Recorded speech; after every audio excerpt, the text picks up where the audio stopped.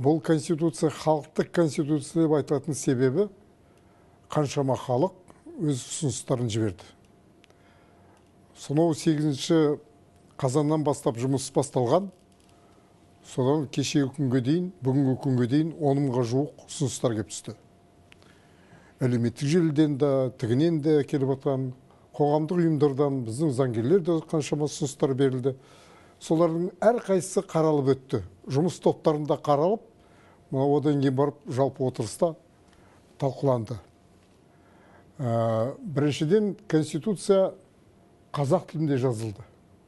Мені өте қуантатын нәрсе сол. Ең басты конституцияның қорғайтыны ол адам. Оның құқығы, оның өмірі, оның бостандығы соған бағытталған. Негізгі бағыт. 95 бап 12 тармақтан тұрады. Оқуға да жеңіл. Жатық қазақ тілінде жазылған. Бұрынғы конституциялардың қазақ мәтінде жазылған, кейде оқып түсінбей де жататынбыз. Заңгер ретінде түсінбей жатады. Мұнда жатық әр адам, әр қазақ оқығанда бірден түсінеді.